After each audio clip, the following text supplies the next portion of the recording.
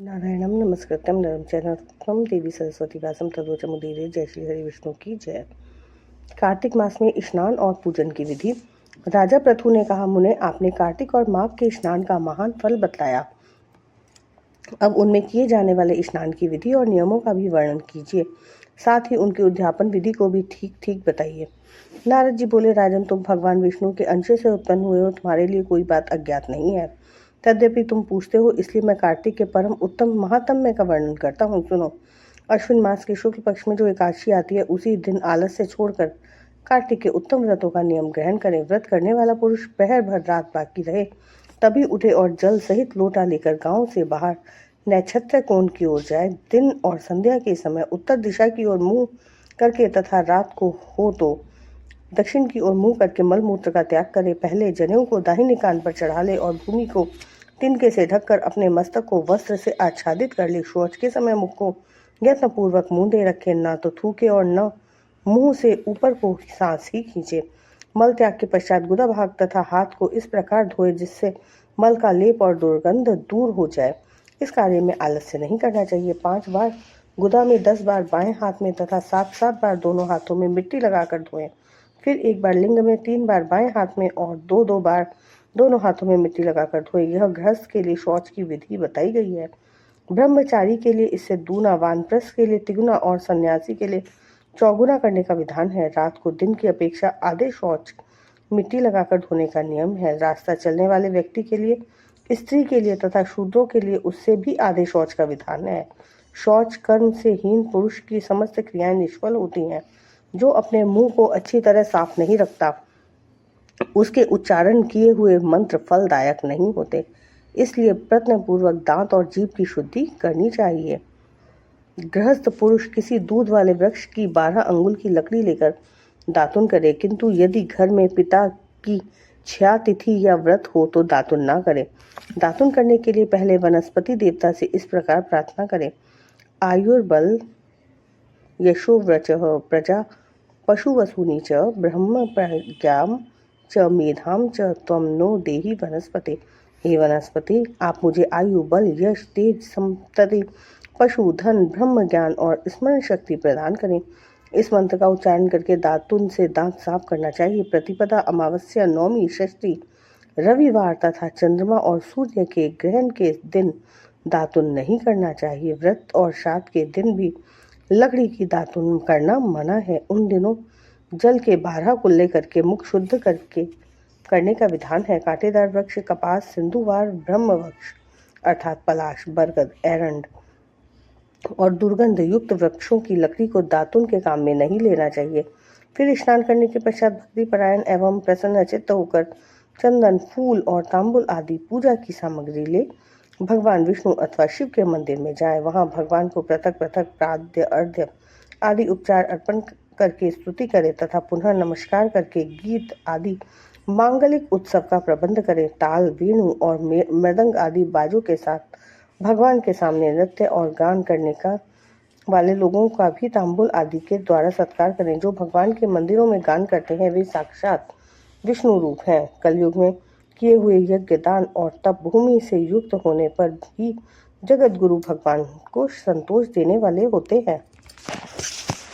राजन, एक बार मैंने भगवान से पूछा, देवेश्वर, आप कहाँ निवास करते हैं? तो वे मेरी भक्ति से संतुष्ट होकर बोले, नारद, ना तो मैं बैकुंठ में निवास करता हूँ और न योगियों के हृदय में। मेरे भक्त जहाँ मेरा गुणगान करते हैं वहीं मैं भी रहता हूँ। यदि मनुष्य गंध, पुष्प आदि के द्वारा मेरे भक्तों का पूजन करते हैं तो मुझे जितनी प्रसन्नता होती है उतनी स्वयं मेरी पूजा करने से भी नहीं होती। जो मूर्ख मानव मेरी पुराण कथा और मेरे भक्तों का गान सुनकर निंदा करते हैं वे मेरे द्वेष के पात्र होते हैं। शीरीष, सिसिर, उन्मत्त, धतूरा, गिरजा, मातुलुंगी, मालिका, मालती, सेमल, मदार और कनेर के फूलों से तथा अक्षतों के द्वारा श्री विष्णु की पूजा नहीं करनी चाहिए। जवा, कुंद, सिसर, जूही, मालती और केवड़े के फूलों से श्री शंकर जी का पूजन नहीं करना चाहिए। लक्ष्मी प्राप्ति की इच्छा रखने वाले पुरुष तुलसी दल से गणेश का, दूर्वा दल से दुर्गा का तथा अगस्त्य के फूलों से सूर्य देव का पूजन ना करें। इसके अतिरिक्त जो उत्तम पुष्प है वे सदा सब देवताओं की पूजा के लिए प्रशस्त माने गए हैं। इस प्रकार पूजा विधि पूर्ण करके देव देवेश्वर भगवान से क्षमा प्रार्थना करें।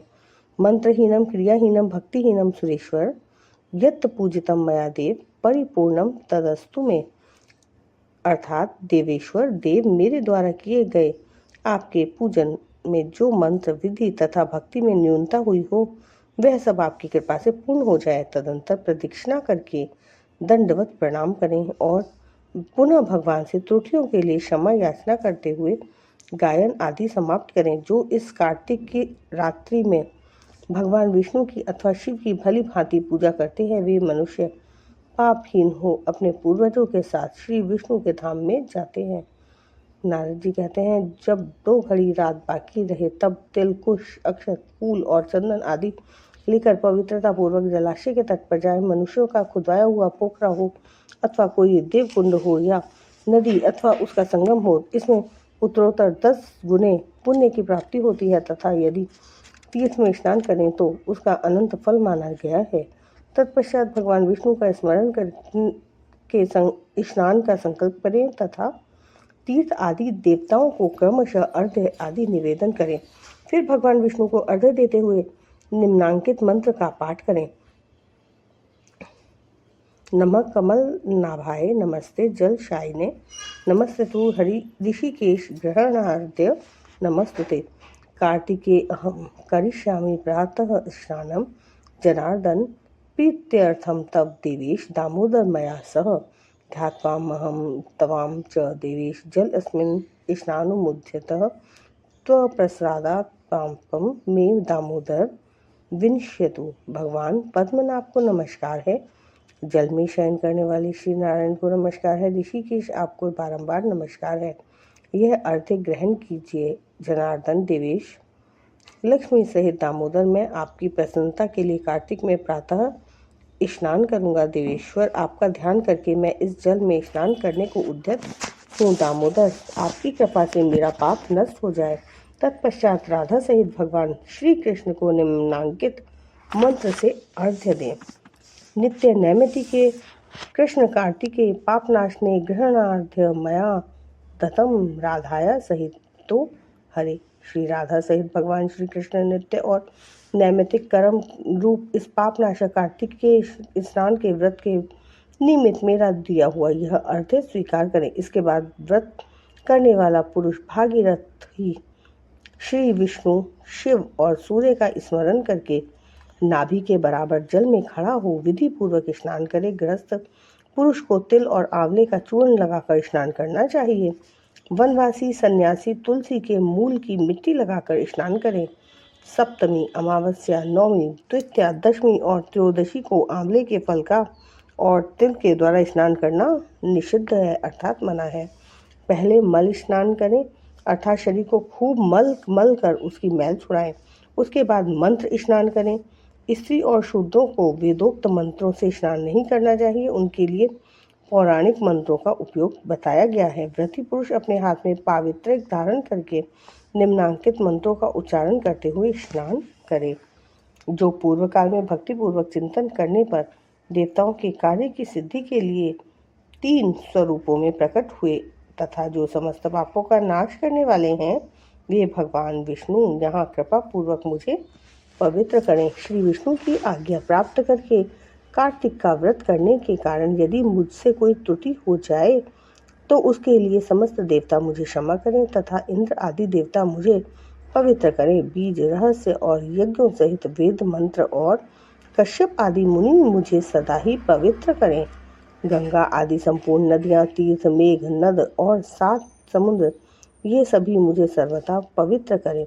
अदिति आदि पतिव्रताएं, यक्ष, सिद्ध, नाग तथा त्रिभुवन की औषधि और पर्वत भी मुझे पवित्र करें। स्नान के पश्चात विधि पूर्वक देवता, ऋषि, मनुष्य, सनकादि तथा पितरों का तर्पण करें। कार्तिक मास में पितृ तर्पण के समय जितने तिलों का उपयोग किया जाता है उतने ही वर्षों तक पितर स्वर्ग लोक में निवास करते हैं। तदंतर जल से बाहर निकलकर व्रती मनुष्य पवित्र वस्त्र धारण करे और प्रातः कालोचित नित्य कर्म पूरा करके श्री हरि का पूजन करे। फिर भक्ति भाव से भगवान में मन लगाकर तीर्थों और देवताओं का स्मरण करते हुए पुनः गंध, पुष्प और फल से युक्त अर्घ्य निवेदन करें। अर्घ्य का मंत्र इस प्रकार है। व्रतिनः कार्तिके मासी स्नान से विधि व मनन ग्रहणार्थ्य मया दत्तम राधाया सहितो हरे। भगवान, मैं कार्तिक मास में स्नान का व्रत लेकर विधि पूर्वक स्नान कर चुका हूँ। मेरे दिए हुए इस अर्घ्य को आप श्री राधिका जी के साथ स्वीकार करें। इसके बाद वेद विद्या के पारंगत ब्राह्मणों का गंध, पुष्प और तांबुल के द्वारा भक्ति पूर्वक पूजन करें और बारंबार उनके चरणों में मस्तक झुकाएं। ब्राह्मण के दाहिने पैर में संपूर्ण तीर्थ, मुख में वेद और समस्त अंगों में देवता निवास करते हैं, अतः ब्राह्मण के पूजन करने से इन सब की पूजा हो जाती है। इसके पश्चात हरि प्रिया भगवती तुलसी की पूजा करें। प्रयाग में स्नान करने, काशी में मृत्यु होने और वेदों के स्वाध्याय करने से जो फल प्राप्त होता है वह सब श्री तुलसी के पूजन से मिल जाता है। अतः एकाग्रचित्त होकर निम्नांकित मंत्र से तुलसी की प्रदक्षिणा करें और नमस्कार करें। देवस्त्वं निर्मिता पूर्वमर्चितासि मुनीश्वरः नमो नमस्ते तुलसी पापम हर हरिप्रिय। हरिप्रिया तुलसी देवी, पूर्व काल में देवताओं ने तुम्हें उत्पन्न किया और मुनीश्वरों ने तुम्हारी पूजा की। तुम्हें बारंबार नमस्कार है, मेरे सारे पाप हर लो। तुलसी पूजन के पश्चात व्रत करने वाला भक्तिमान पुरुष चित्त को एकाग्र करके भगवान विष्णु की पौराणिक कथा सुने तथा कथावाचक विद्वान ब्राह्मण अथवा मुनि की पूजा करे। जो मनुष्य भक्ति से युक्त होकर पूर्वोक्त संपूर्ण विधियों का भली भांति पालन करता है वह अंत में भगवान नारायण की परम धाम जाता है। आज के आनंद की जय। श्री हरि विष्णु की जय।